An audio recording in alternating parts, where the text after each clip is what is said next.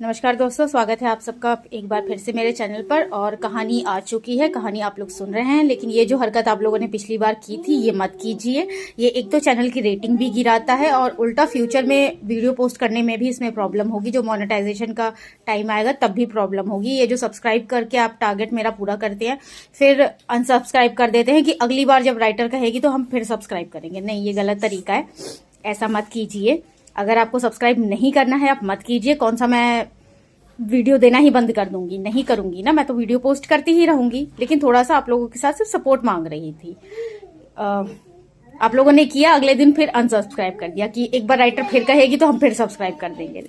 ये तरीका गलत है। ये वीडियो की परफॉर्मेंस खराब करता है, चैनल की परफॉर्मेंस खराब करता है। दूसरा, कहानी तो मैं यहाँ पोस्ट करूंगी। बीस्ट यहीं खत्म होगी, सॉरी बीस्ट खत्म हो गई, मॉन्स्टर यहीं खत्म होगी। मेरा दूसरे चैनल का लिंक जिसमें मैंने डीमन पोस्ट की हुई है वो मैंने नीचे डिस्क्रिप्शन में दे रखी है। आप एक बार जाके उसे सुनिए तो सही। डीमन अच्छी कहानी है, बहुत आपको कनेक्टिंग फील कराएगी आस्तिक और पहले वाले आस्तिक से। तो एक बार आप डीमन भी सुनिए जाकर, अच्छी लगेगी आपको। चैनल का लिंक डिस्क्रिप्शन में है। अरुणिमा हैरानी से दरवाजे पर खड़ी थी और उन नौकरानियों की बात सुन रही थी। उसे यह जानकर बहुत हैरानी होती है कि यह लोग आस्तिक से कुछ मांगने की बात कर रहे हैं।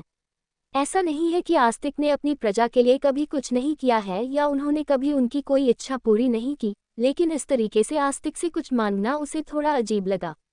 वो रसोई में दाखिल होती है तो नौकरानियां जैसे ही अरुणिमा को देखती हैं, सीधी खड़ी हो जाती है और सर झुकाकर अरुणिमा को रानी साहिब कहकर बुलाती हैं। अरुणिमा उनके पास आती है और कहती है, आप किस बारे में बात कर रही है? और आज घर में क्या है? यह बाहर इतना सारा सामान क्यों आया हुआ है? अभी आप लोग क्या कह रही थी कि राजा साहब से कुछ मांगेंगे? मुझे कुछ समझ में नहीं आ रहा है। आप मुझे बताएं आखिर बात क्या है?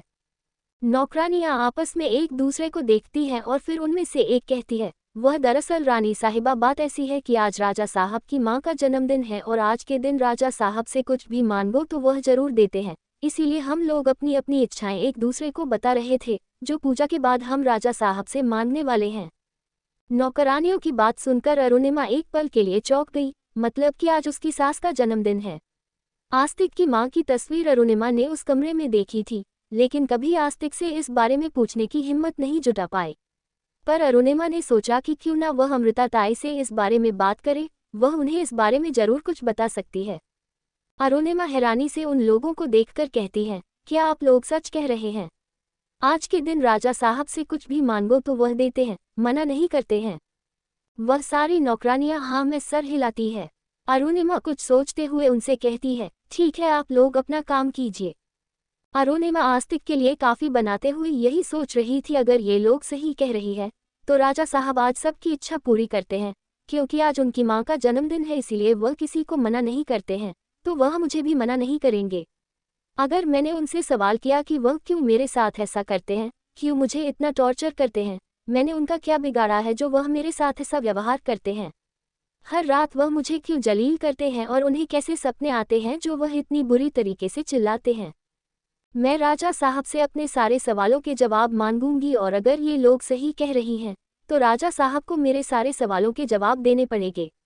ये सबसे अच्छा मौका है इस बारे में जानने का।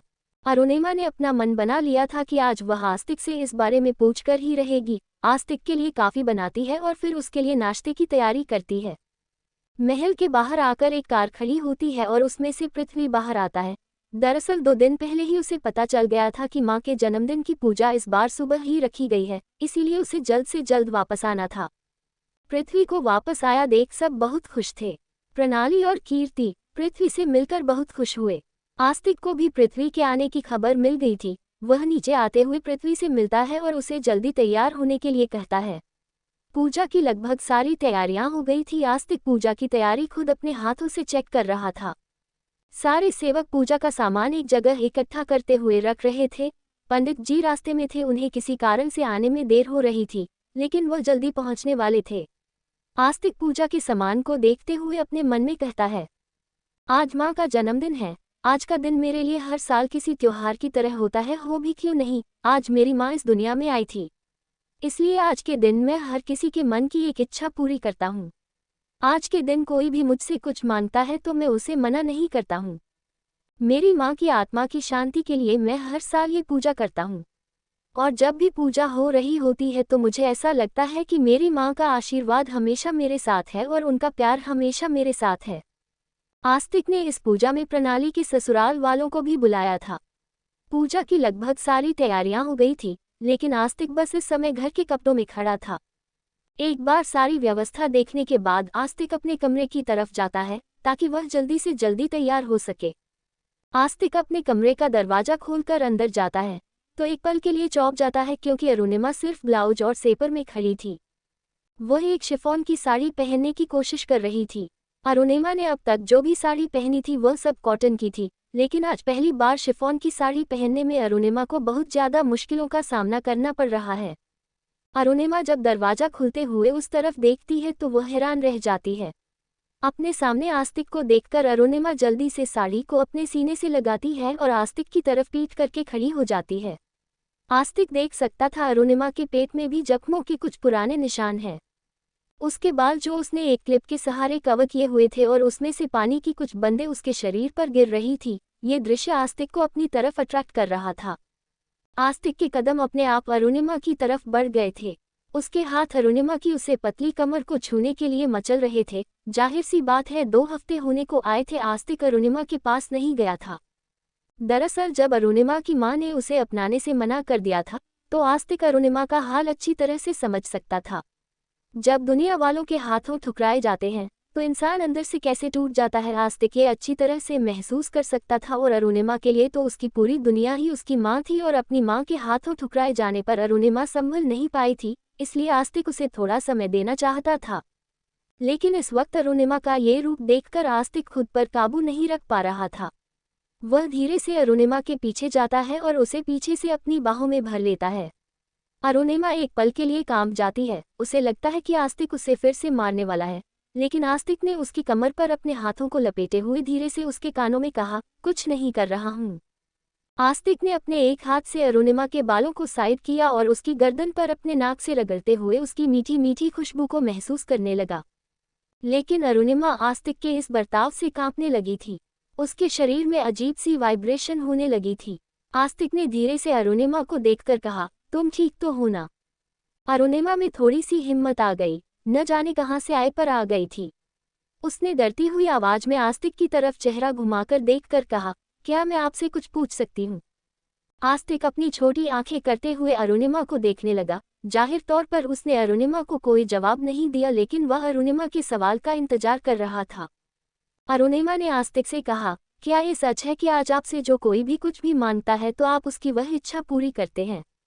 अचानक से आस्तिक के हाथों की पकड़ अरुणिमा के कमर पर ढीली हो गई और वह हैरान नजरों से उसे देखने लगा। क्या अरुणिमा के मन में कुछ चल रहा है? अरुणिमा ने आस्तिक को देखते हुए कहा, बताइए ना राजा साहब, क्या ये सच है? अगर ऐसा है तो मैं आपसे कुछ पूछना चाहती हूँ। अरुणिमा बहुत ही आशा और उम्मीद के साथ आस्तिक को देखकर ये कह रही थी, लेकिन आस्तिक के चेहरे पर घबराहट की एक लकीर उभर आई थी। उसने अपने मन में सोचते हुए कहा, यह मुझसे क्या मांगना चाहती है? कहीं मुझसे तलाक तो नहीं मांगेगी? जाहिर सी बात है वह मुझसे तलाक ही मांगेगी। मैंने जो भी उसके साथ किया है उसके बाद उसका तलाक मांगना तो बनता है। अगर वह मुझे छोड़ना चाहेगी तो मैं क्या करूँगा? नहीं, ऐसा नहीं हो सकता है, वह मुझे नहीं छोड़ सकती है। उसे हमेशा मेरे साथ ही रहना होगा, लेकिन अगर उसने यह मांगा तो मैं उसे मना नहीं कर पाऊंगा, क्योंकि मैं आज के दिन कभी किसी को कुछ भी देने से मना नहीं करता हूँ। आस्तिक ने थोड़े गुस्से और थोड़ी परेशानी के मिले जुले एक्सप्रेशन के साथ अरुणिमा को देखकर कहा, क्या बात है? तुम्हें क्या पूछना है मुझसे? अरुणिमा ने संकोच करते हुए कहा, अभी नहीं राजा साहब, अभी आप पूजा कर लीजिए, मैं आपसे इस बारे में रात में बात करूंगी। लेकिन आस्तिक के मन को चैन कहाँ मिल रहा था। उसने गुस्से में पूछा, नहीं, तुम्हें जो भी कुछ पूछना है अभी पूछो। क्या फर्क पड़ता है अगर तुम अभी कुछ पूछोगी या फिर रात में? इससे तुम्हारे सवाल तो नहीं बदल जाएंगे ना? पर अरुणिमा ने अपनी साड़ी पर पकड़ बनाते हुए कहा, नहीं राजा साहब, इस समय ये सवाल करने का सही समय नहीं है। आप आराम से पूजा कर लीजिए, हम रात में बात करेंगे। आस्तिक की गहरी सांस छोड़ते हुए हाँ में सर हिलाता है और कहता है, ठीक है। लेकिन आस्तिक अभी भी अरुणिमा की तरफ खुद को अट्रैक्ट होने से रोक नहीं पा रहा था। उसने अपना एक हाथ बढ़ाकर अरुणिमा की कमर को पकड़कर अपनी बाहों में कस लिया। अरुणिमा थोड़ी देर के लिए छटपटाई, लेकिन फिर उसने अपने शरीर को ढीला छोड़ दिया। पर आस्तिक देख सकता था अरुणिमा उसकी तरफ नहीं देख रही है, वह किसी दूसरी ही दिशा में देख रही है। आस्तिक ने अपने दूसरे हाथ से अरुणिमा के चेहरे को पकड़कर अपनी तरफ किया। अरुणिमा की पलकें झुकी हुई थी। आस्तिक ने धीरे से अपने हाथों से अरुणिमा के चेहरे को ऊपर उठाते हुए उसके गुलाबी होठों को देखने लगा। अब शायद इससे ज्यादा आस्तिक बर्दाश्त नहीं कर सकता था। उसने अगले ही पल अरुणिमा के होठों को अपने होठों से कैद कर लिया। अरुणिमा एक पल के लिए कांप जाती है। उसे लगा आस्तिक फिर उसके साथ जबरदस्ती करेगा, लेकिन आस्तिक की ये किस और समय के मुकाबले आज बहुत ही अलग थी। ऐसा लग रहा था जैसे इस किस में कोई जबरदस्ती नहीं है, क्योंकि जब अरुणिमा साथ नहीं दे रही थी तो आस्तिक सिर्फ अरुणिमा के होठों को महसूस कर रहा था। उसने जबरदस्ती अरुणिमा के होठों को काटना शुरू नहीं कर दिया था। आस्तिक का किस धीरे धीरे डीप होता जा रहा था। जब आस्तिक अपनी सांसों को महसूस करने लगा तो उसने अरुणिमा के होठों को छोड़ दिया। अरुणिमा भी हाँफ रही थी। आस्तिक ने अरुणिमा को दुल्हन की तरह अपनी गोद में उठा लिया और अरुणिमा ने अपने हाथ आस्तिक के गर्दन पर लपेट दिए। वह उसे लेकर सीधे बेड पर आता है और उसे आराम से बेड पर लेटाते हुए उसके ऊपर झुकते हुए कहता है, क्या तुम डर रही हो? अरुणिमा घबराई हुई नजरों से आस्तिक को देखती है और हाँ में सर हिलाती है। आस्तिक देख सकता है कि अरुणिमा डर से कांप रही है। जाहिर तौर पर उसने जितनी बार भी अरुणिमा के साथ फिजिकल रिलेशन बनाए थे उसमें अरुणिमा की मर्जी शामिल नहीं थी, लेकिन आस्तिक की जबरदस्ती हमेशा उसे कमजोर कर देती थी। और आज जब वह इतने प्यार से अरुणिमा के साथ पेश आ रहा है तो जाहिर सी बात है अरुणिमा को तो यही लगेगा कि आस्तिक फिर उसके साथ जबरदस्ती करने की कोशिश कर रहा है। आस्तिक ने अरुणिमा के बालों को सहलाते हुए कहा, डरने की जरूरत नहीं है, मैं तुम्हें चोट नहीं पहुंचाऊंगा। आस्तिक अरुणिमा को कंफर्टेबल कराना चाहता था, लेकिन उसे भी इस वक्त अरुणिमा की बहुत जरूरत थी। इससे पहले कि आस्तिक आगे बढ़ पाता या फिर अपनी किसी हरकत को अंजाम दे पाता, दरवाजे पर दस्तक होती है। आस्तिक चिढ़ते हुए दरवाजे की तरफ देखता है और गुस्से में कहता है, दफा हो जाओ यहाँ से। शायद अरुणिमा ने दरवाजे की आवाज नहीं सुनी थी, क्योंकि आस्तिक के इतने गुस्से भरी आवाज को सुनकर वह अचानक से डर से कांपने लगी। आस्तिक ने जब उसे घबराते हुए देखा तो आराम से उसके चेहरे को हाथों से सहलाते हुए कहा, डरने की जरूरत नहीं है, मैंने तुम्हें कुछ भी नहीं कहा। तभी बाहर से एक सेवक कहता है, राजा साहब बाहर पूजा की सारी तैयारियां हो गई है, आपको और रानी साहिबा को सब बाहर बुला रहे हैं। सेवक की बात सुनकर आस्तिक को याद आता है कि वह कमरे में तैयार होने के लिए आया था, लेकिन अरुणिमा को देखकर वह अपने लक्ष्य से भटक गया।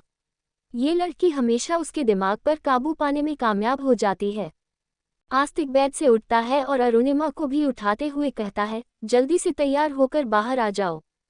आस्तिक और अरुणिमा दोनों एक साथ तैयार होकर कमरे से बाहर निकलते हैं। नीचे हॉल में पूजा की सारी तैयारियां हो जाती है। तभी अरुणिमा देखती है कि जीवन भी आया हुआ है। प्रणाली और जीवन एक तरफ खड़े होकर मुस्कुरा कर कुछ बात कर रहे हैं। पूजा शुरू हो जाती है। आस्तिक और अरुणिमा पूजा में बैठे हुए थे और पंडित जी मंत्रों का जाप किया जा रहे थे। पृथ्वी एक तरफ अकेला बैठा हुआ था और कीर्ति अमृता ताई के साथ बैठी हुई थी। जीवन के माता पिता सबसे पीछे की तरफ बैठे हुए थे और पूजा को देख रहे थे। प्रणाली जीवन के साथ बैठी हुई थी, लेकिन उन दोनों का ध्यान पूजा में कम और एक दूसरे की बातों में ज्यादा था। अरुणिमा अपने हाथ जोड़कर सच्चे मन से आस्तिक की मां के लिए प्रार्थना कर रही थी। हालांकि वह उनके बारे में ज्यादा नहीं जानती थी, लेकिन फिर भी उसने इतना तो जाना ही था कि आस्तिक का अपनी मां से बहुत गहरा रिश्ता है। अरुणिमा तो यहाँ प्रार्थना में खोई हुई थी, लेकिन उसे इस बात का अंदाजा ही नहीं था कि यहाँ पर दो आंखें उसे घूर रही है और वह अरुणिमा की पलकें, उसके नाक, उसके होंठ और उसके गर्दन को देख रही है। अरुणिमा पूरी तरह से पूजा में खोई हुई थी। उसे इस बात का अंदाजा ही नहीं था कि हाल में एक जोड़ी आंखें हैं जो उसे घूर रही हैं। पूजा संपन्न हो गई। अरुणिमा ने हाथ जोड़कर प्रणाम किया और जैसे ही अपनी आंखें खोली, उसकी आंखें जीवन से जा मिलती है, जो अपनी निगाहों से अरुणिमा को घूर रहा था। जीवन को देखकर अरुणिमा एक पल के लिए डर जाती है और जल्दी से अपना चेहरा दूसरी तरफ कर लेती है। भले ही वो प्रणाली का मंगेतर है, लेकिन अरुणिमा को इस इंसान से कभी भी पॉजिटिव वाइब नहीं आई। अरुणिमा को परेशान देखकर जीवन के चेहरे पर एक बेशर्मी वाली मुस्कान आ जाती है। वो अरुणिमा के डर से भरे चेहरे और घबराए हुए एक्सप्रेशन के मजे ले रहा था। पूजा संपन्न हो जाती है। आस्तिक हाथ जोड़ता और खड़ा होता है। सब लोग साथ में खड़े होते हैं। आस्तिक जीवन के माता पिता को देखकर कहता है, आप लोग दिन हमारे साथ करिए। आखिरकार आप भी तो हमारे परिवार का हिस्सा ही हैं। आस्तिक जीवन के माता पिता के साथ बात कर रहा था कि तभी अरुणिमा का ध्यान जीवन की तरफ गया, जो अपनी घूरती हुई निगाहों से सिर्फ अरुणिमा को ही देख रहा था। अरुणिमा एक पल के लिए कांप जाती है और वह जल्दी से आस्तिक के पास जाकर उसकी शर्ट को अपने हाथों में पकड़ लेती है। जीवन की माँ ने कहा, ये भी कोई पूछने वाली बात है? अरे मैं तो ये सोच कर आई थी कि खाना यही खाऊंगी। दरअसल पिछली बार जब हम आए थे तो यहाँ पर पार्टी थी और उसके बाद कभी मौका ही नहीं मिला। वैसे मैंने सुना है कि अरुणिमा खाना अच्छा बनाती है।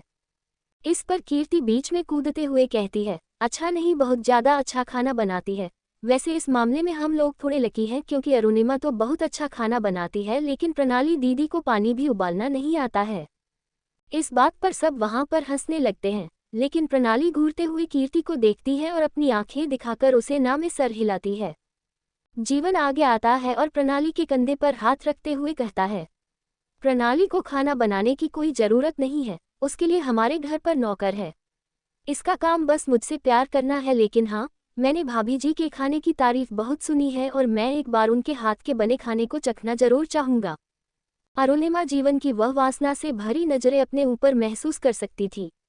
उसने कस के आस्तिक के शर्ट को और ज्यादा मुट्ठियों में पकड़ लिया। आस्तिक हैरान रह गया था, वो अरुणिमा के डर को महसूस कर सकता था, पर इस वक्त उसके डरने की क्या वजह थी, क्योंकि अरुणिमा सिर्फ एक ही इंसान से डरा करती थी और वह आस्तिक खुद है। पर अभी तो उसने ऐसा कुछ भी नहीं किया जिससे अरुणिमा को डरना पड़े। तो फिर अरुणिमा के डर की वजह क्या है? वही प्रणाली ने जीवन को अरुणिमा को घूरते हुए देख लिया, लेकिन इस पर उसे जीवन पर नहीं बल्कि अरुणिमा पर गुस्सा आ रहा था। उसे लगा अरुणिमा ने ही कुछ ऐसा किया है जिससे वो अपनी तरफ अट्रैक्ट कर सके। सब लोग हाल में बैठे हुए थे और बातें कर रहे थे। जीवन के माता पिता इस समय अमृता ताई से बात कर रहे थे और जीवन, प्रणाली, पृथ्वी और कीर्ति डाइनिंग टेबल पर लूडो खेल रहे थे। लेकिन जीवन की नजरें रह रहकर अरुणिमा पर ही जा रही थी और अरुणिमा घबराते हुए आस्तिक के हाथों को और कस के पकड़ रही थी। आस्तिक ने धीरे से अरुणिमा को देखते हुए उसके कानों के पास आते हुए कहा, क्या बात है, तुम क्यों इतना घबरा रही हो? मैं तब से देख रहा हूँ कि तुम काफी डरी हुई नजर आ रही हो, बात क्या है बताओ मुझे। अरुणिमा एक घबराई हुई नजर से आस्तिक को देखती है और फिर जीवन को देखने लगती है, जो अभी भी वासना भरी नजरों से उसे ही देख रहा था। अरुणिमा अपने मन में सोचती है, क्या मुझे राजा साहब को बता देना चाहिए कि मुझे जीवन जी की हरकतें अच्छी नहीं लगती हैं। वह मुझे कहीं से भी प्रणाली के लिए सही इंसान नहीं लगते हैं, लेकिन कहीं ऐसा ना हो कि राजा साहब मुझे ही गलत समझ ले, क्योंकि जब मेरी कोई गलती नहीं थी तब भी राजा साहब ने मुझ पर यह इल्जाम लगाया कि मैं लड़कों को अपने जाल में फंसाती हूँ। बस यही सोचकर अरुणिमा रुक जाती है और आस्तिक को देखकर नामे सर हिलाते हुए कहती है, नहीं ऐसा कुछ भी नहीं है, आप लोग बैठकर आराम से बातें कीजिए, मैं जाकर देखती हूँ कि रात के खाने की तैयारी कहाँ तक पहुँची है। अरुणिमा ने आस्तिक के जवाब तक का इंतजार नहीं किया, वह अपनी जगह से उठकर खड़ी होती है और किचन की तरफ चली जाती है। लेकिन आस्तिक अभी भी हैरान नजरों से अरुणिमा को देख रहा था। हालांकि अरुणिमा ने अपने मुंह से कुछ नहीं कहा था, लेकिन आस्तिक इतना तो जान ही गया था अरुणिमा को। अरुणिमा ने सेवकों के साथ मिलकर रात का खाना तैयार करवाया। डाइनिंग टेबल पर सारा खाना लग चुका था और सब लोग खाने के लिए बैठ गए थे। आस्तिक के साथ अरुणिमा बैठी हुई थी, पृथ्वी और कीर्ति एक तरफ बैठे हुए थे और अमृता ताई जीवन के माता पिता के साथ बैठी हुई थी। तो वही प्रणाली और जीवन एक साथ थे। लेकिन अरुणिमा की बुरी किस्मत की इस समय जीवन उसके बिल्कुल सामने बैठा हुआ था। हर कोई वहां पर बैठा हुआ आपस में बातें कर रहा था, लेकिन बस जीवन की नजरें थी जो बार बार अरुणिमा के ऊपर जा रही थी और यही नजरें अरुणिमा को अपने ऊपर अच्छी नहीं लग रही थी। आस्तिक इस समय जीवन के पिता से कुछ बिजनेस की बात कर रहा था। अरुणिमा आस्तिक की प्लेट लगा रही थी, तभी उसने देखा कि जीवन ने अरुणिमा को देखते हुए अपने होठों के ऊपर जीभ फेरते हुए उसे चाटना शुरू किया।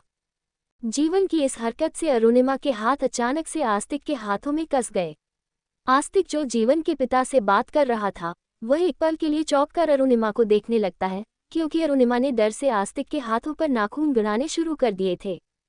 आस्तिक ने अरुणिमा की नजरों का पीछा करते हुए देखा तो पाया कि वह जीवन को देख रही है, लेकिन जीवन तो इस समय प्रणाली के साथ बात कर रहा है। आस्तिक ने फिर अरुणिमा के डर को ज्यादा तवज्जो नहीं दी। उसे लगा शायद आज दिन भर की पूजा और बाकी सब चीजों की वजह से वह थक गई होगी, इसीलिए ऐसी हरकतें कर रही है। अरुणिमा सबकी प्लेट पर खाना लगा रही थी, कुछ नौकर भी उसकी मदद कर रहे थे। आस्तिक की प्लेट पर खाना लगाने के बाद प्रणाली और जीवन के पास जाती है। वह उन दोनों की प्लेट पर सब्जी रख रही थी। तभी जीवन एक चम्मच से सब्जी को उठाकर उसे खाता है और स्वाद लेते हुए अरुणिमा को देखकर कहता है, वैसे मानना पड़ेगा राजा साहब, भाभी जी खाना बहुत अच्छा बनाती हैं। और फिर जीवन धीरे से अरुणिमा की तरफ झुकते हुए कहता है, मन करता है हाथ चूम लूं। जीवन ने यह बात बहुत धीरे से कही थी, शायद किसी ने नहीं सुनी थी, लेकिन अरुणिमा ने बहुत अच्छे से उसके हर एक शब्द को सुना था। अरुणिमा जल्दी से घबराकर वहां से दूसरी तरफ जाती है और पृथ्वी और कीर्ति को खाना सर्व करने लगती है।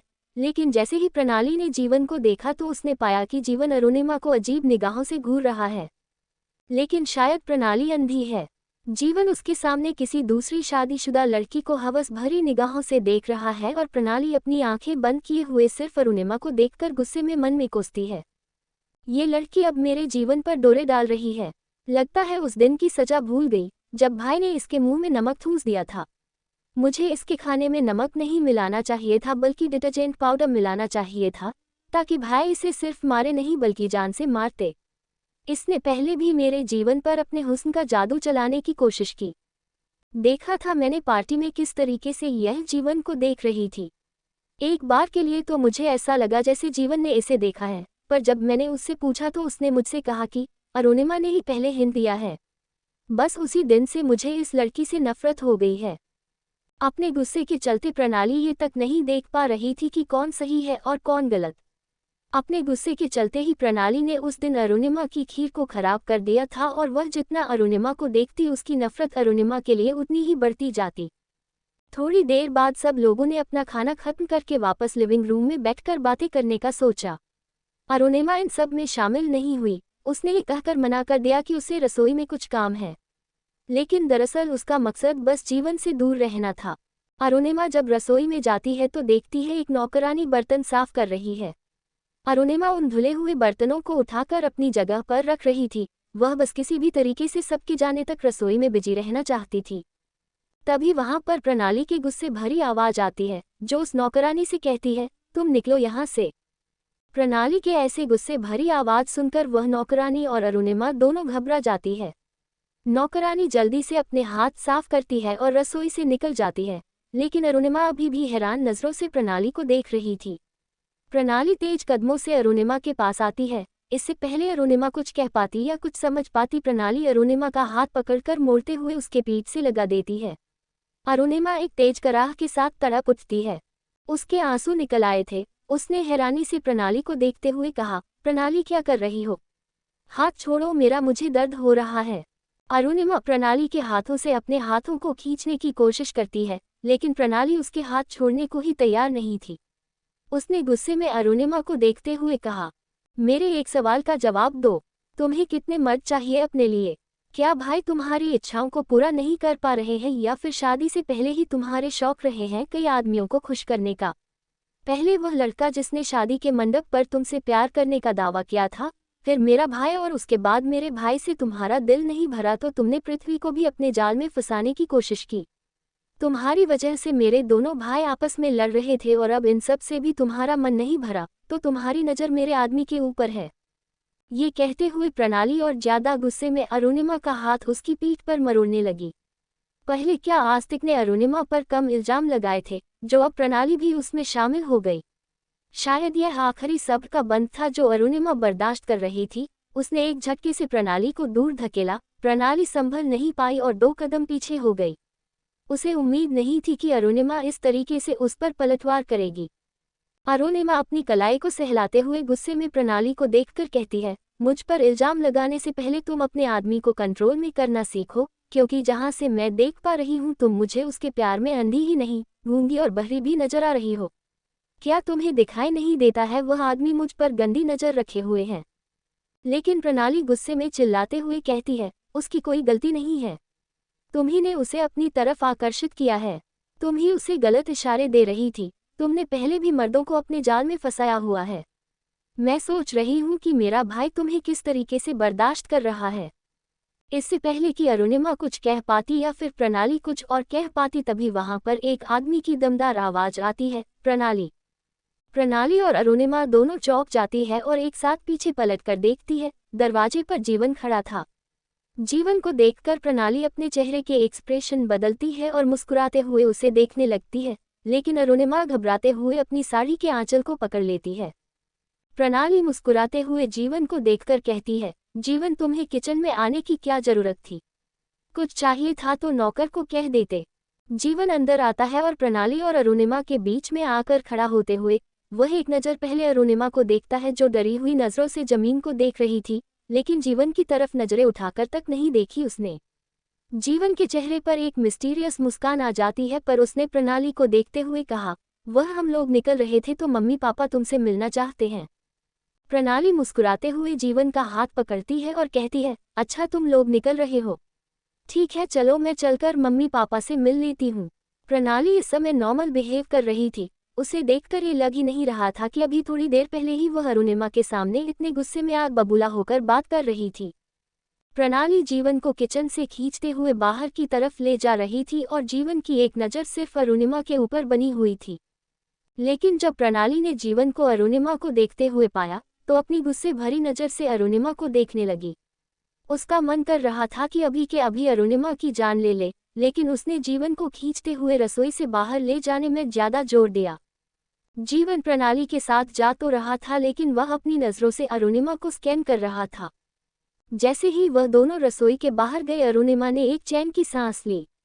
अरुणिमा अच्छी तरह से जानती थी कि प्रणाली उसे पसंद नहीं करती है, लेकिन वह इस तरीके से उसके कैरेक्टर पर उंगली नहीं उठा सकती है। वह खुद एक औरत है और एक औरत होकर वह दूसरी औरत का नजरिया नहीं समझ पा रही है। जीवन की नज़र खराब है ये प्रणाली को अंदाजा हो चुका है, लेकिन फिर भी वह जीवन के प्यार में इस कदर पागल है कि अभी भी उससे शादी करने के लिए तैयार है। प्रणाली जीवन को लेकर बाहर हाल की तरफ आती है, लेकिन जीवन की नज़रें बार बार रह रहकर किचन की तरफ ही जा रही थी।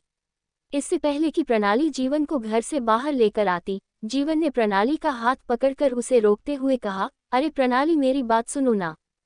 प्रणाली रुक जाती है और हैरानी से जीवन को देखते हुए कहती है, क्या हुआ? जीवन अपने चेहरे पर हैरानी के भाव लाते हुए कहता है, वह दरअसल जब मैं तुम्हारा कमरा देखने गया था ना, तो गलती से मेरा फ़ोन तुम्हारे कमरे में ही रह गया, क्या तुम ला दोगी प्लीज़? प्रणाली मुस्कुराते हुए कहती है, इसके लिए तुम्हें प्लीज़ बोलने की क्या ज़रूरत है, तुम 2 मिनट यहीं पर रुको मैं तुम्हारा फ़ोन लेकर आती हूँ। जीवन मुस्कुराते हुए हाँ में सर हिलाता है और प्रणाली अपने कमरे की तरफ चली जाती है। प्रणाली के जाते ही जीवन के चेहरे पर एक डेविल स्माइल आ जाती है और वह किचन की तरफ दोबारा से जाने लगता है। किचन में अरुणिमा बर्तनों को रखते हुए अपने मन में यही सोच रही थी, प्रणाली की शादी ऐसे इंसान से कैसे हो सकती है जो दूसरी औरतों पर गलत नज़र रखता हो। प्रणाली को देखकर लगता है कि वह पूरे तरीके से जीवन के प्यार में है, लेकिन जीवन मुझे कहीं से भी उसके लिए सही इंसान नहीं लग रहा है। हे माता रानी मैं क्या करूं, कुछ समझ में नहीं आ रहा है। मुझे अच्छी तरह से पता है कि प्रणाली मुझे पसंद नहीं करती है और वह इसी वजह से ये सब कह रही है, लेकिन जीवन के साथ उसकी पूरी जिंदगी बर्बाद हो जाएगी। उसकी मुझसे जो भी नाराजगी है उसके बदले में मैं उसकी जिंदगी तो दांव पर नहीं लगा सकती हूँ ना, मुझे इस बारे में राजा साहब से बात करनी ही होगी। तभी अचानक से उसके हाथ रुक जाते हैं और वह हैरानी से अपने सर को ना हिलाते हुए कहती है, नहीं मैं राजा साहब से इस बारे में बात नहीं कर सकती हूँ, वह मेरी बात पर यकीन नहीं करेंगे। मुझे अच्छी तरह से याद है उस दिन जब पृथ्वी ने मुझे गिरने से बचाया था तो मेरे और पृथ्वी के बीच ऐसा कुछ भी नहीं था, लेकिन फिर भी राजा साहब ने इसकी सजा मुझे दी थी। वैसे भी वह कई बार मुझ पर इल्ज़ाम लगा चुके हैं कि मैं लड़कों को फंसाती हूँ। ऐसे में अगर मैंने जीवन के बारे में कुछ भी कहा तो वह मुझ पर क्यों यकीन करेंगे? जाहिर तौर पर वह जीवन पर ही यकीन करेंगे, वह उनकी बहन का होने वाला पति है। लेकिन फिर भी मुझे इस बारे में कुछ तो करना होगा। एक काम करती हूँ, राजा साहब से जीवन के बारे में ना सही, लेकिन प्रणाली के बारे में जरूर बात करूंगी। ये कहते हुए अरुणिमा ने सारे बर्तन रख दिए थे, पर जैसे ही वह पलट कर अपने हाथ साफ करती है, उसकी आंखें हैरानी से बड़ी हो जाती है। जीवन दरवाजे पर खड़ा था और अपनी इंटेंस नज़रों के साथ अरुणिमा को देख रहा था। अरुणिमा घबरा जाती है क्योंकि जीवन अकेला था और प्रणाली उसके साथ नहीं थी। अरुणिमा अपने कदम पीछे लेते हुए कहती है, तुम यहाँ क्या कर रहे हो? जीवन किचन के अंदर अपने कदम रखते हुए अपने चेहरे पर एक दुष्ट भावना के साथ अरुणिमा को देखते हुए कहता है, भाभी जी आप बहुत टेस्टी हैं। अरुणिमा हैरान हो जाती है और हकलाते हुए कहती है कि क्या बकवास कर रहे हो? जीवन जल्दी से अपनी बात बदलते हुए कहता है, भाभी जी आप बहुत टेस्टी हैं। अरुणिमा हैरान हो जाती है और हकलाते हुए कहती है कि क्या बकवास कर रहे हो? जीवन जल्दी से अपनी बात बदलते हुए कहता है, भाभी जी आप बहुत टेस्टी हैं। अरुणिमा हैरान हो जाती है और हकलाते हुए कहती है कि क्या बकवास कर रहे हो? अरे मेरा कहने का मतलब ये था कि आपके हाथों का बना खाना बहुत टेस्टी है। मैं यहाँ पर आपको थैंक यू कहने आया था।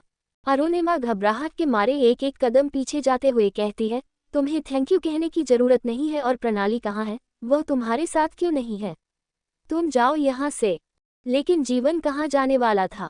वह एक एक कदम अरुणिमा की तरफ बढ़ाते हुए कहता है, भाभी जी यहाँ पर आप और मैं ही है ना, तो हम अपनी बात करते हैं।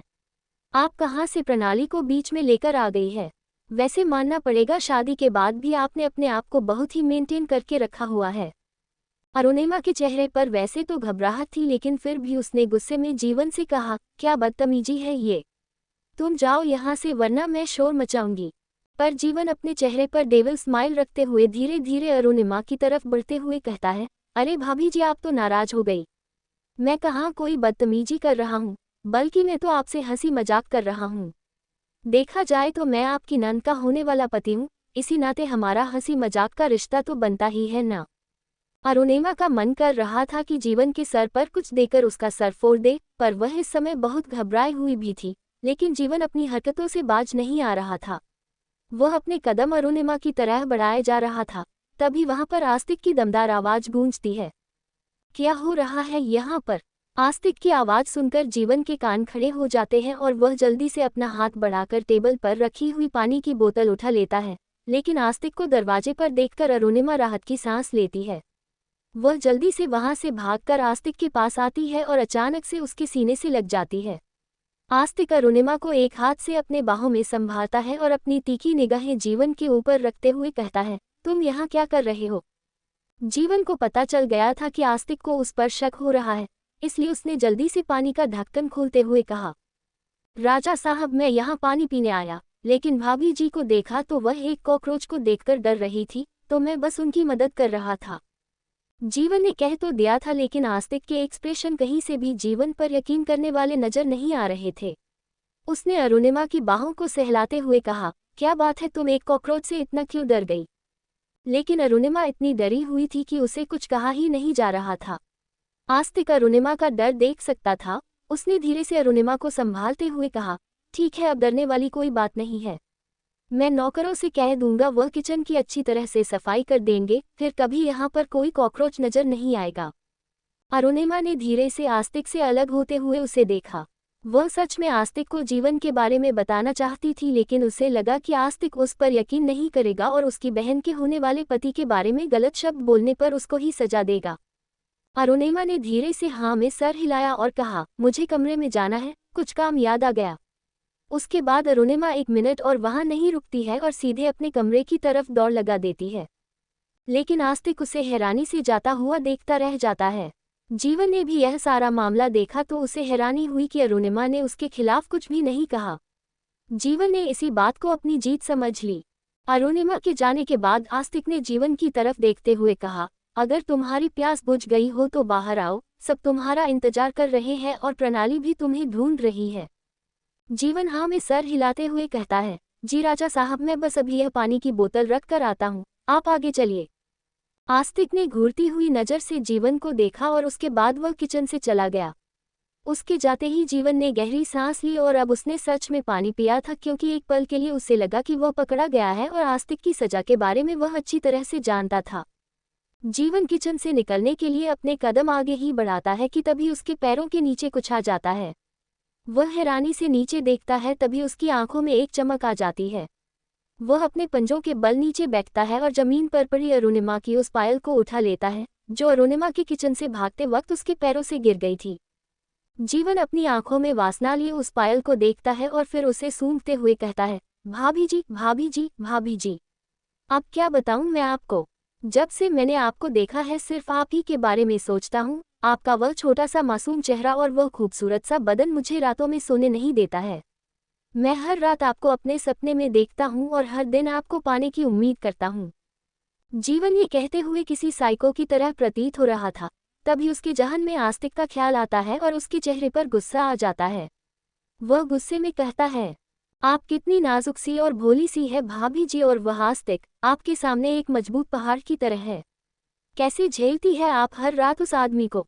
पर आप फिक्र मत कीजिए भाभी जी, जल्द ही मैं आपको इस कैद से बाहर निकाल लूंगा और उसके बाद ये कहते हुए जीवन एक शैतानी हंसी हंसने लगता है और अरुणिमा की उस पायल को चुमने लगता है। दूसरी तरफ अरुणिमा अपने कमरे में तकिया में मुंह छुपा कर रो रही थी। वह आज पूरे दिन हुई घटना के बारे में सोच रही थी। जीवन एक नंबर का पागल इंसान है। वह अरुणिमा को ऐसे देखता है जैसे कि उसने कपड़े ही नहीं पहने हैं। उसकी वह घिनौनी नजरें अरुणिमा अपने ऊपर महसूस करते ही घिन से भर जाती है।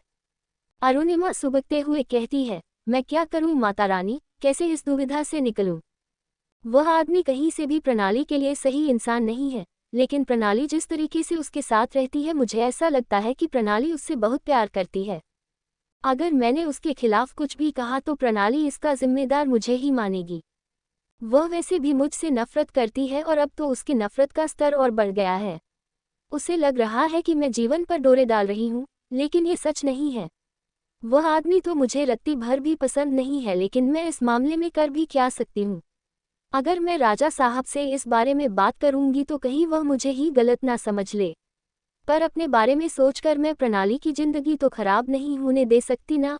हो सकता है कि यह जीवन मेरे बारे में जैसा भी हो, लेकिन प्रणाली से सच में ही प्यार करता हो। नहीं नहीं, यह मैं क्या सोच रही हूँ, वह प्रणाली से कैसे प्यार कर सकता है। अगर कोई इंसान किसी एक इंसान से प्यार करता है तो वह दूसरे की तरफ नज़र उठाकर भी नहीं देखता है, और इसकी नज़रें तो वासनाओं से भरी हुई है। पर इस बारे में किसी से कुछ कहने का फायदा भी तो नहीं है। कोई मुझ पर विश्वास नहीं करेगा, और राजा साहब, उन्होंने तो मुझे अब तक कोई सजा भी नहीं दी है। शायद वह अब मुझे कोई सजा ना दे अगर मैं उन्हें गुस्सा ना दिलाऊं तो, लेकिन अगर इस बात को सुनते ही उन्हें गुस्सा आ गया और वह फिर से मुझे सजा देने लग गए तो मैं क्या ही कर लूंगी। अरुणिमा रो रही थी, लेकिन फिर उसने अपने आंसू साफ किया और एक विश्वास के साथ कहा, परिस्थितियां चाहे जो भी हो, मुझे इस जीवन से सावधान रहना होगा। जब भी वह इंसान मेरे आसपास आएगा, मैं तुरंत राजा साहब के पास चली जाऊंगी, क्योंकि इतना तो मैंने उसकी आंखों में देखा ही है कि वह राजा साहब से डरता है, और अगर मैं राजा साहब के आसपास रही तो जीवन मेरे साथ कुछ भी नहीं कर पाएगा। हाँ, यही सही रहेगा, मैं राजा साहब के आसपास ही रहूंगी। यही सोचते हुए अरुणिमा कमरे में राजा साहब के आने का इंतजार करने लगी, क्योंकि उसे राजा साहब से बात करनी थी। आस्तिक ने वादा किया था कि रात में अरुणिमा की बात सुनेगा और उसकी एक इच्छा भी पूरी करेगा। रात के करीब 11 बजे रहे थे। अरुणिमा अभी भी आस्तिक का इंतजार कर रही थी, लेकिन आस्तिक अभी तक कमरे में वापस नहीं आया था। जीवन और उसके परिवार वालों के जाने के बाद, सारे नौकर और सेवकों को कपड़े और दान का सामान देने के बाद, आस्तिक सीधे अपने स्टडी रूम में चला गया था। वहां उसकी एक वीडियो कॉन्फ्रेंस थी, लेकिन इतनी रात तक वह स्टडी रूम में बैठा हुआ है और अरुणिमा का मन बहुत ज्यादा घबरा रहा है। अरुणिमा अपने कमरे से निकलती है और स्टडी रूम में जाकर आस्तिक से बात करने का फैसला करती है, पर जैसे ही वह स्टडी रूम के पास पहुंचती है तो उसकी आंखें छोटी हो जाती है। स्टडी रूम के बाहर तो ताला लगा हुआ है, अगर आस्तिक यहाँ नहीं है तो फिर वह कहाँ गया। यही सोचते हुए अरुणिमा परेशान हो रही थी कि तभी उसके जहन में पियानो वाला कमरा आता है। अरुणिमा जल्दी से पियानो वाले कमरे में जाती है और वहां आस्तिक को ढूंढने लगती है, लेकिन उसकी सोच के परे आस्तिक इस कमरे में भी नहीं था। ये कमरा भी पूरा खाली था। अरुणिमा हैरान रह जाती है और सोचती है, ये राजा साहब अचानक कहाँ चले गए हैं। कहीं वह मुझसे किया हुआ वादा तो नहीं भूल गए। उन्होंने मुझसे वादा किया था कि आज रात मेरी बात सुनेंगे और उस पर अमल भी करेंगे, लेकिन यहाँ पर तो राजा साहब का कहीं आता पता ही नहीं चल रहा है। तभी अचानक से अरुणिमा के जहन में आस्तिक की माँ का कमरा आता है। वह सोचती है कि आस्तिक शायद अपनी माँ के कमरे में गया होगा। वैसे भी आज उसकी माँ का जन्मदिन है, ऐसे में उसका अपनी माँ के साथ होना स्वाभाविक है। अरुणिमा तेज कदमों से आस्तिक के माँ के कमरे की तरफ बढ़ जाती है। अरुणिमा देखती है कि यह कैमरा बाहर से खुला हुआ है, मतलब अंदर कोई है जिसने अंदर से कमरे को बंद किया हुआ है। अरुणिमा कमरे को खोलने की कोशिश करती है और उसे 2-3 बार अपने हाथों से बजाकर भी खोलने की कोशिश करती है। अरुणिमा की इतनी कोशिशों के बाद आखिरकार कमरा खुलता है और अपने सामने आस्तिक को देखकर अरुणिमा एकदम से हैरान हो जाती है। अरुणिमा राजा साहब की मां के दरवाजे के बाहर खड़ी थी। उसने 2-3 बार दरवाजा पीटा। अचानक से दरवाजा खुल जाता है और अरुणिमा हैरान हो जाती है। वह धीरे से अंदर आती है तो देखती है राजा साहब सोफे पर बैठे हुए हैं और सामने की टेबल पर शराब की बोतल रखी हुई है। राजा साहब की हालत देखकर कोई भी बता सकता था कि वह इस समय कितने ज्यादा नशे में है। अरुणिमा हैरानी से राजा साहब को देखते रह जाती है। क्या उन्होंने अरुणिमा के सवालों से बचने के लिए इतनी सारी शराब पी रखी है और इसीलिए यहाँ आकर बैठ गए हैं ताकि अरुणिमा उन्हें ढूंढ ना सके। लेकिन अरुणिमा को आज अपने सारे सवालों के जवाब चाहिए थे। वह गुस्से में राजा साहब को देखकर कहती है, आप इस तरीके से मेरे सवालों से बच नहीं सकते हैं। मुझे आज अपने सारे सवालों के जवाब चाहिए। आज आपने हर किसी की एक इच्छा पूरी की है, लेकिन आप मेरे मामले में इस तरीके से मेरे साथ अन्याय नहीं कर सकते हैं। सच बताएं, मेरे सवालों से बचने के लिए ही आप यहाँ पर जाकर छुपकर बैठे हैं ना? आस्तिक ने अपने नशे में घुट आंखों से अरुणिमा को देखा रहा था। उसके सारे बाल बिखरे हुए थे और चेहरे पर हताश थी, लेकिन वह अपने भावहीन एक्सप्रेशन के साथ अरुणिमा को देखे जा रहा था। अरुणिमा के लगभग आंसू निकल आए थे और उसने रोते और सुबकते हुए आस्तिक को देखकर कहा, बताए राजा साहब, बताए, क्यों कर रहे हैं आप मेरे साथ ऐसा? क्या बिगाड़ा है मैंने आपका जो आप मुझसे इतनी नफरत करते हैं? और अगर आप मुझसे इतनी ही नफरत करते हैं तो आपने मुझसे शादी क्यों की? किस बात की सजा दे रहे हैं आप मुझे? और आप हमेशा मुझ पर किस बात को लेकर शक करते रहते हैं, जबकि मैंने कुछ भी नहीं किया होता है? आप हमेशा ही मुझे सजा देते हैं, वह भी उस गलती की जो मैंने की ही नहीं है। बताए राजा साहब, आखिर मेरी गलती क्या है? क्यों आप मेरे साथ ऐसा व्यवहार करते हैं? अरुणिमा ने एक सांस में ही अपने सारे सवाल पूछ लिए थे, लेकिन आस्तिक अभी भी भावहीन चेहरे के साथ अरुणिमा को देख रहा था, जैसे कि उसके कानों तक उसके सवाल तो जा रहे हैं, लेकिन वह उन्हें समझ नहीं पा रहा है। आस्तिक धीरे से अपने बालों को हाथों में पकड़ता है और उसे जोर से रगड़ने लगता है। ऐसा लग रहा था जैसे वह कुछ सोचने की कोशिश कर रहा है या कुछ समझने की कोशिश कर रहा है। अरुणिमा आस्तिक के सामने रो रही थी। आस्तिक ने जब उसके सुबकने की आवाज़ सुनी तो वह सोफे से खड़ा होता है और अपने भावहीन चेहरे के साथ धीरे कदमों के साथ अरुणिमा के पास आने लगता है। उसे अपने पास आता देख अरुणिमा अपने एक एक कदम पीछे लेने लगती है, लेकिन अचानक से आस्तिक अरुणिमा के बिल्कुल पास आ जाता है और उसके हाथों को झटका से पकड़ते हुए उसे अपने करीब कर लेता है। आस्तिक अरुणिमा की आंखों में देखते हुए कहता है, क्या तुम मुझे डाइवोर्स चाहती हो? आस्तिक की यह कहते हैं अरुणिमा हैरानी से उसे देखने लगती है। वह आस्तिक से डाइवोर्स क्यों चाहेगी? नहीं, उसे कोई डाइवोर्स नहीं चाहिए था। अगर वह आस्तिक से डाइवोर्स ले लेगी तो कहाँ जाएगी? उसका तो कोई ठिकाना भी नहीं है। उसकी माँ ने पहले ही उसे अपनाने से मना कर दिया है, और अगर वह एक तलाकशुदा बेटी के रूप में अपनी माँ के पास जाएगी तो जरूर उसकी माँ उसे घर से निकाल देगी और समाज में उसकी बदनामी का कारण बनेगी। अरुणिमा ने सबकते हुए और रोते हुए आस्तिक को देखकर ना में सर हिलाते हुए कहा, नहीं राजा साहब, मुझे कोई डाइवोर्स नहीं चाहिए। आस्तिक की आंखें छोटी हो गई अरुणिमा की बात सुनकर, लेकिन उसने अपने सख्त आवाज में अरुणिमा से पूछा, क्यों नहीं चाहिए तुम्हें मुझसे डाइवोर्स? तुम्हारे पास एक अच्छा मौका है मुझे छोड़कर जाने का, यहाँ से आज़ाद होने का। तुम मुझसे प्यार नहीं करती हो, मेरे साथ नहीं रहना चाहती हो, तो फिर क्यों तुम मुझसे डाइवोर्स नहीं मांग रही हो? और अगर तुम्हें मुझसे डाइवोर्स नहीं चाहिए तो फिर तुम्हें मुझसे क्या चाहिए? अरुणिमा ने शांति से कहा, मैं बस शांति से अपना जीवन जीना चाहती हूँ। अपनी माँ को ये बताना चाहती हूँ कि मैं उनकी परवरिश पर उंगली नहीं उठाने दूंगी। मैं इस शादी को सफल बनाना चाहती हूँ।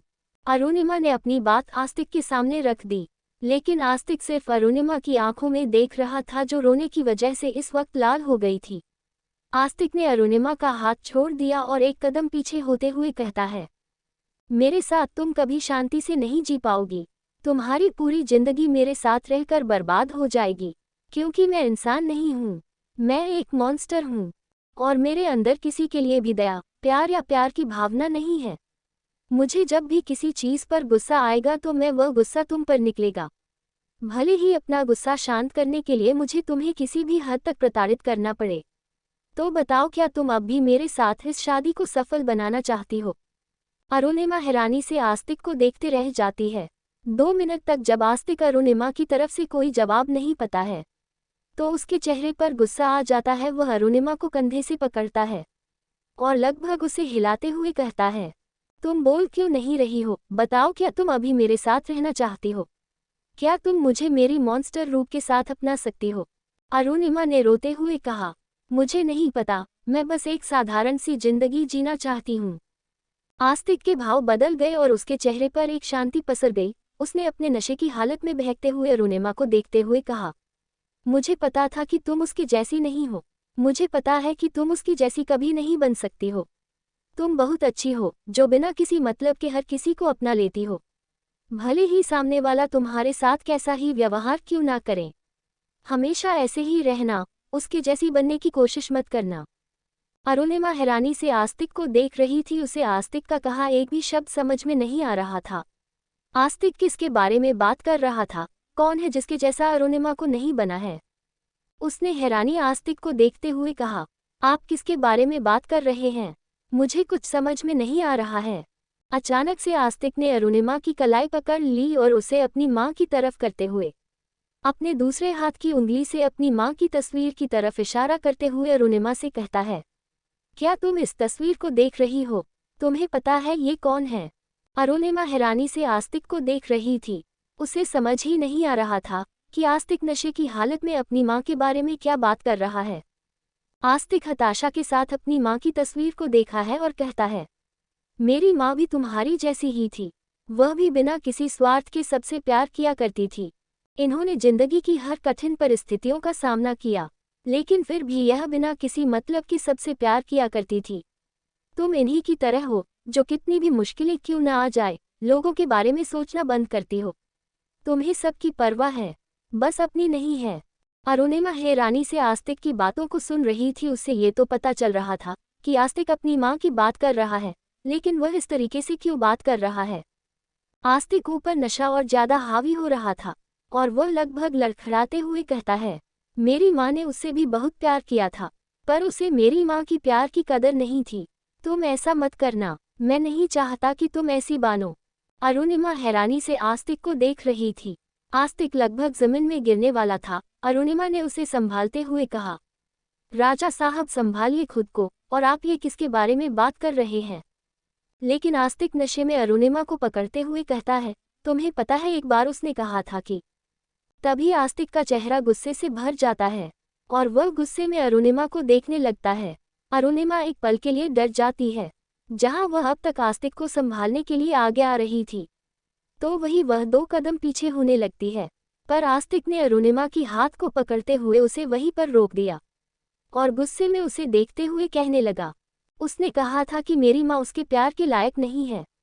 उसने कहा था मेरी माँ बस बिस्तर पर उसका शौक पूरा करने के लिए है।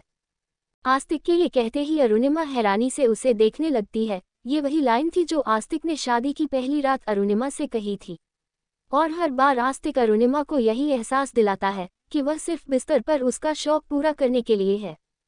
अरुणिमा के दिल में दर्द का एहसास होता है। उसे अचानक से अपनी शादी की पहली रात याद आ जाती है, जो उसकी जिंदगी की सबसे बर्बाद रात है, जब उसने सब कुछ खो दिया था। अरुणिमा रोते हुए आस्तिक को देख रही थी, तो आस्तिक ने गुस्से में फर्श को देखते हुए कहा, वह हर रात मेरी माँ को मारता था। मेरी माँ की कोई गलती नहीं थी, लेकिन फिर भी उसे पीटा जाता था। और फिर आस्तिक अरुणिमा को देखते हुए कहता है, और तुम्हें पता है मेरी माँ क्या करती थी? आस्तिक एक बार फिर से लखदाना लगा, लेकिन अरुणिमा ने उसे कंधे से सहारा दे दिया। आस्तिक ने अपना सर अरुणिमा के कंधे पर रखते हुए कहा, मेरी माँ उस इंसान से बिना किसी शर्त के प्यार करती थी, बिना किसी मतलब के वह उसके साथ रहती थी। लेकिन फिर एक दिन आस्तिक के आगे के अपने शब्द पूरे नहीं कर सके, क्योंकि नशा उस पर हावी हो गया था और वह बेहोश हो गया था। अरुणिमा हैरानी से आस्तिक को देख रही थी। उसे अपने किसी भी सवाल के जवाब नहीं मिले थे, और अब उसे दोबारा मौका भी नहीं मिलेगा आस्तिक से अपने सवालों के जवाब पाने का। यही सोचकर अरुणिमा निराश हो जाती है। अरुणिमा उदासी के साथ आस्तिक को देख रही थी, जो कि बेहोशी में फर्श पर पड़ा हुआ था। अरुणिमा एक नज़र आस्तिक की माँ की तस्वीर को देखते हैं और कहती है, ये किसके बारे में बात कर रहे थे? कौन है जिसने आस्तिक की माँ को सिर्फ बिस्तर पर रखने की चीज़ बनाकर रख दिया था? और वह कौन है जिसके बारे में बात करते हुए राजा साहब इतना गुस्सा कर रहे थे? हे भगवान, ये कहाँ दौराहे पर लेकर आ गए हैं आप मुझे, जहाँ एक तरफ तो मुझे मेरे ही सवालों के जवाब नहीं मिल पा रहे थे, तो वही राजा साहब की इन सवालों ने मुझे और हैरान कर दिया। जो भी हो, फिलहाल इस बारे में बाद में सोचेंगे, पर अभी मुझे राजा साहब को अपने कमरे में ले जाना है। पर मैं लेकर कैसे जाऊंगी? इनका ये भारी भरकम शरीर मुझे तो नहीं उठाया जाएगा।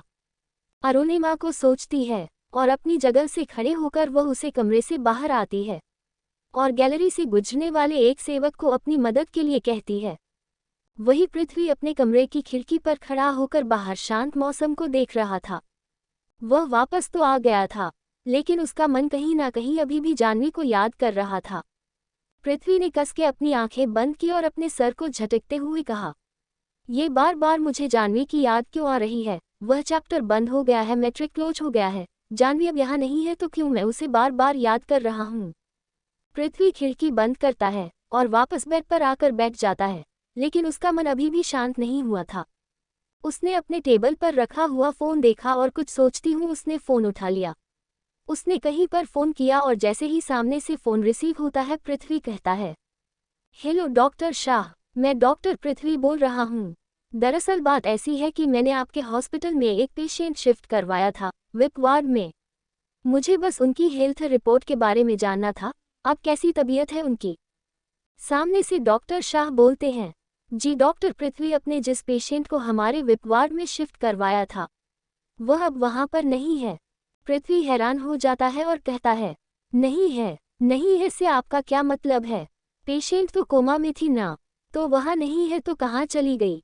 और उनके साथ उनकी बेटी थी, वह कहाँ है?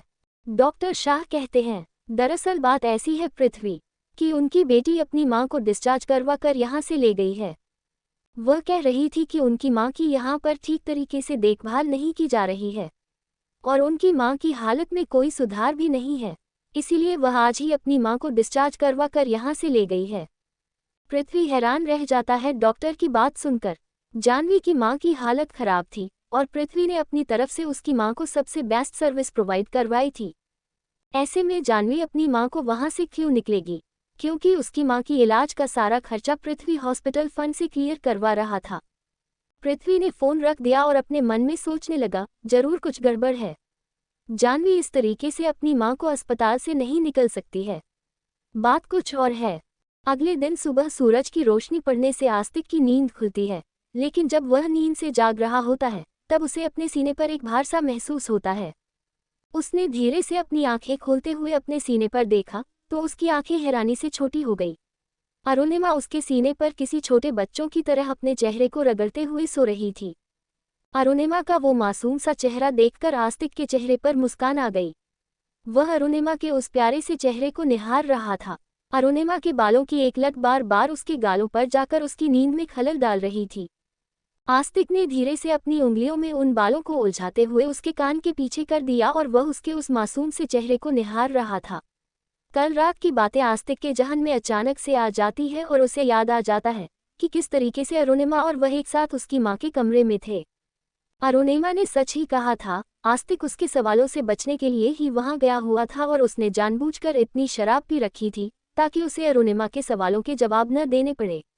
उसे लगा अरुणिमा इस मौके का फायदा उठाकर उससे तलाक मांगेगी और उससे अलग होने के लिए कहेगी और अपने वादे के मुताबिक आस्तिक कल के दिन किसी की भी एक इच्छा पूरी जरूर करता है, लेकिन वह अरुणिमा को जाने नहीं देना चाहता था, इसलिए वह उससे बच रहा था।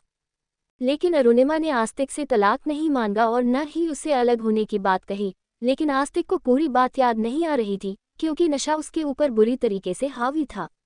जो बात उसे याद आई थी वह बस इतनी थी कि अरुणिमा उससे सवाल कर रही थी और आस्तिक को लगा वह उससे तलाक मांगेगी। इसके आगे का कोई भी वाक्य आस्तिक को याद ही नहीं आ रहा था। वह हैरानी से अरुणिमा को देखकर कहता है, कहीं मैंने इसे कुछ ऐसा तो नहीं कह दिया जो मुझे इससे नहीं कहना चाहिए था? क्या मुसीबत है यार, मुझे याद ही नहीं आ रहा है कि मैंने इससे क्या कहा है। कहीं कोई ऐसी बात तो नहीं बता दी है जो इसके मतलब की नहीं है। कहीं मैंने उसे अपने अतीत के बारे में तो कुछ नहीं बता दिया है। नशे में मैं कुछ भी कह जाता हूँ, इसीलिए हमेशा कोशिश करता हूँ कि जब मैं नशे में रहूँ तो मेरे आसपास कोई ना रहे, लेकिन ऐसे में अगर अरुणिमा को मैंने कुछ कह दिया होगा तो यह मेरे लिए बहुत बुरा होगा, क्योंकि मेरे बीते कल के बारे में जानकर हर किसी को मेरे लिए दया आ जाएगी और मुझे किसी की दया की जरूरत नहीं है। मैं नहीं चाहता अरुणिमा मुझ पर कभी दया दिखाएं। मैंने अपने आप को इतना मजबूत बना लिया है कि मुझे किसी के रहमो करम की जरूरत नहीं है और अरुणिमा की तो बिल्कुल भी नहीं। आस्तिक धीरे से उठता है और अरुणिमा का सर आराम से तकिया पर रख देता है और वह इतने आराम से ये सब कर रहा था जिससे अरुणिमा की नींद में डिस्टर्बेंस ना हो। जब आस्तिक अरुणिमा को बिस्तर पर पलट रहा था तब अरुणिमा अपनी नींद में अलसाई हुई आवाज में किसी बच्चे की तरह कहती है, सोने दो, नींद नहीं आ रही है। अरुणिमा के मुंह से इस तरीके से बच्चों वाली आवाज सुनकर आस्तिक के चेहरे पर मुस्कान आ जाती है। आस्तिक देखता है कि उसका एक हाथ अरुणिमा के सर के पीछे है। वह धीरे से अरुणिमा के सर को उठाता है और अपना हाथ बाहर निकालता है, लेकिन अचानक से अरुणिमा की नींद खुल जाती है और वह अपनी आंखें खोलकर आस्तिक को देखने लगती है। आस्तिक को अपने इतना करीब पाकर अरुणिमा अचानक से घबरा जाती है। उसे लगता है आस्तिक फिर से उसके साथ जबरदस्ती करने की कोशिश कर रहा है। अरुणिमा को उठता देख आस्तिक भी उठ जाता है। अरुणिमा उठकर बैठ जाती है और थोड़ा पीछे खिसक जाती है। वह डरते हुए आस्तिक को देख रही थी, तो आस्तिक कहता है, मैंने जानबूझकर तुम्हारी नींद खराब नहीं की है, मैं बस अपना हाथ निकाल रहा था और तुम उठ गई। लेकिन अरुणिमा हैरानी से आस्तिक को देखकर कहती है, राजा साहब, आपने कल मुझसे वादा किया था कि आप मुझसे बात करेंगे, लेकिन आपने अपना वादा नहीं निभाया। आपने तो इतनी शराब पी ली थी कि आपसे कुछ बोला भी नहीं जा रहा था। आपने मेरे किसी भी सवाल का जवाब नहीं दिया है। यह आपने सही नहीं किया राजा साहब। आस्तिक हैरानी से सिर्फ अरुणिमा की बातें सुनता जा रहा था। वह जल्दी से बेड से खड़ा होता है और अरुणिमा को देखकर कहता है, कल रात मैंने तुमसे कुछ कहा था क्या? आस्तिक देख पा रहा था कि अरुणिमा उसके इतने करीब होने से डर रही है और इसीलिए वह जल्दी से उससे दूर हो जाता है। आस्तिक हैरान रह गया था, क्या ये वही लड़की है जो थोड़ी देर पहले उसके सीने पर सर रखकर आराम से सो रही थी और अब उसे देखकर ऐसे डर रही है जैसे कि उसने कोई भूत देख लिया है? अरुणिमा ने डरते हुए आस्तिक को देखकर कहा, आपने मुझसे कहा कि आप अंदर से पूरी तरह से टूट चुके हैं और मैं आपके साथ अच्छी तरह से पेश नहीं आती हूँ। अरुणिमा की बातें सुनकर आस्तिक ने कसके अपनी आंखें बंद कर ली और मन ही मन खुद को 2-4 गालियां दे दी। यही तो वह बातें थी जो वह कभी किसी के सामने नहीं कहना चाहता था, लेकिन कल रात उसने नशे की हालत में अरुणिमा के सामने सारी उल्टी कर दी। अरुणिमा जब आस्तिक को ऐसे देखती है तो धीरे से उसके पास आती है। वह धीरे से आस्तिक का हाथ पकड़ती है और कहती है, आप फिक्र मत कीजिए राजा साहब, मैं आपके साथ हूँ। परिस्थितियाँ चाहे जैसी भी हो, मैं कभी आपको छोड़कर नहीं जाऊंगी और मैं अपनी तरफ से पूरी कोशिश करूंगी इस शादी को सफल बनाने की, लेकिन आपकी मदद के बिना मैं यह नहीं कर सकती हूँ। हम दोनों को मिलकर इस शादी को कामयाब। अरुणिमा अपने कहे शब्द पूरे भी नहीं कर पाई कि आस्तिक ने अपना हाथ झटककर उसे गुस्से में देखने लगा। अरुणिमा हैरानी से आस्तिक को देखते रह जाती है, लेकिन आस्तिक के चेहरे पर गुस्सा साफ नजर आ रहा था। आस्तिक ने अपने मन में खुद को कोसते हुए कहा, तो मैं सही था कि ये लड़की मुझ पर दया दिखा रही है, लेकिन मुझे इसकी दया की जरूरत नहीं है। मेरा नाम आस्तिक रायचंद है और यह नाम मैंने खुद अपने दम पर बनाया है, किसी की दया पर नहीं। आस्तिक अपना चेहरा घुमाकर दूसरी तरफ कर लेता है और अरुणिमा से कहता है, दो इंसानों की शादी तब सफल होती है जब दो इंसान बिल्कुल आम जिंदगी जीते हैं। मैं कोई आम इंसान नहीं हूँ, इसलिए मेरे साथ की शादी को सफल बनाने का अपना सपना यही छोड़ दो। आस्तिक 2 कदम आगे बढ़ता है और फिर रुककर पलटकर अरुणिमा को देखकर कहता है, और हाँ, मुझे तुम्हारी दया की जरूरत नहीं है।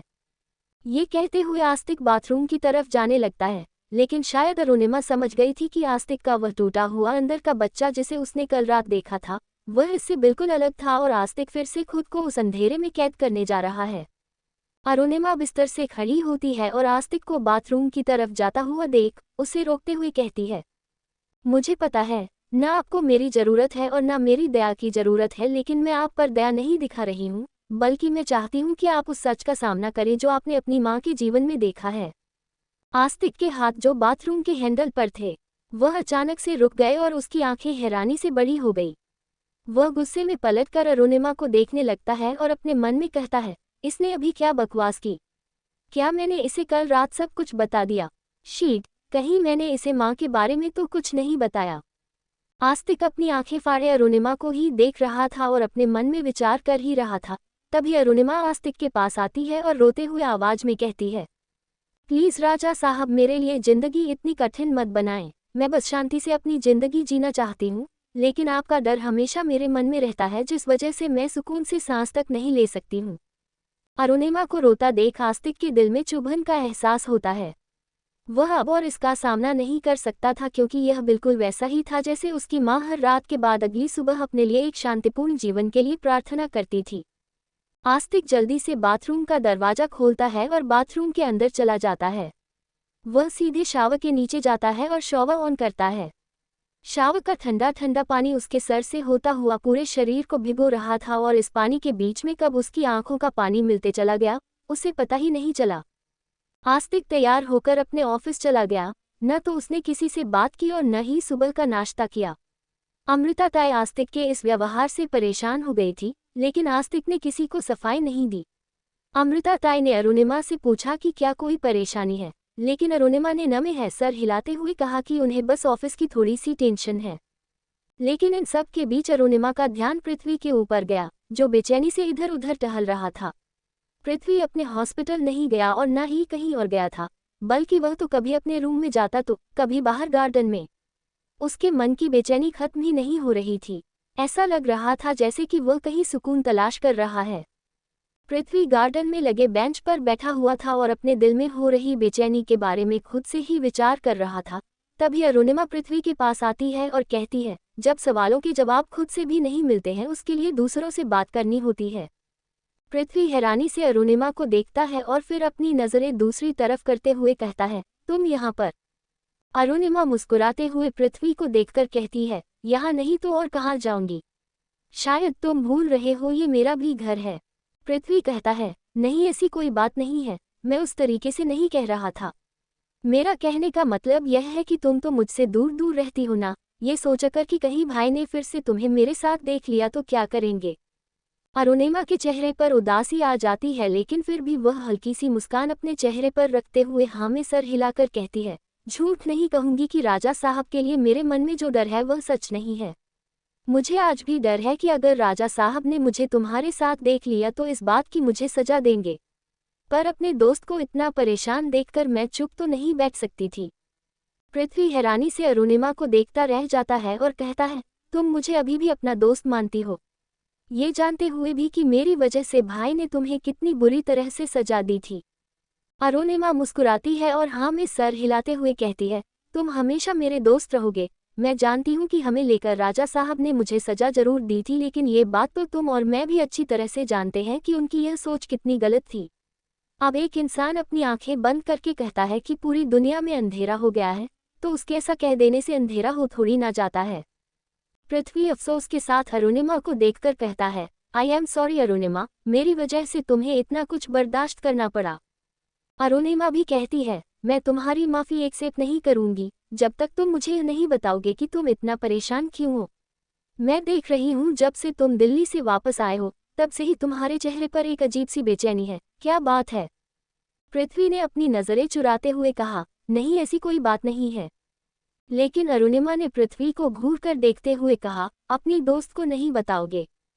पृथ्वी एक नज़र अरुणिमा को देखता है। सच में अरुणिमा आज भी उससे अपनी दोस्ती निभा रही है। वह मुस्कुराते हुए अरुणिमा को देखता है और कहता है, बिल्कुल, अपने दोस्त को नहीं बताऊंगा तो और किसको बताऊंगा। पृथ्वी अरुणिमा को सामने बैठने के लिए कहता है। अरुणिमा सामने लगी कुर्सी पर बैठ जाती है और पृथ्वी के कुछ कहने का इंतजार करती है। पृथ्वी अरुणिमा को सब बता देता है, उसके और जानवी के बारे में। किस तरीके से जानवी उसे मिली, कैसे वह घायल हो गई और किस तरीके से दिल्ली पहुंचते वक्त उन दोनों के बीच क्या हुआ, ये सारी बातें पृथ्वी अरुणिमा को बता देता है। पृथ्वी की सारी बातें सुनकर अरुणिमा की आंखें हैरानी से बड़ी हो जाती है और वह चौंकते हुए पृथ्वी को देखकर कहती है, तुम मुझसे मजाक कर रहे हो ना? लेकिन पृथ्वी ना में सर हिलाते हुए कहता है, बिल्कुल भी नहीं। मैंने तुमसे जो कुछ भी कहा है उसका एक एक शब्द सच्चा है। बस मुझे ये समझ में नहीं आ रहा है कि यह बात जब एक बार खत्म हो गई है तो फिर मेरे मन में बार बार उसके लिए ख्याल क्यों आ रहे हैं। अरुणिमा अपना सर पीट लेती है और कहती है, क्योंकि तुम्हें जानवी से प्यार हो गया है। पृथ्वी हैरानी से अरुणिमा को देखता रह जाता है और अरुणिमा हाँ में सर हिलाती है। हमेशा की तरह कहूंगी कि कहानी खत्म हो गई। चैनल सब्सक्राइब कर दीजिए, लाइक कमेंट शेयर कीजिए। आप लोग करते नहीं है, लेकिन फिर भी कहूंगी कि अगर टाइम मिले तो कर दिया कीजिए। मिलते हैं अगली कहानी पे। बाय।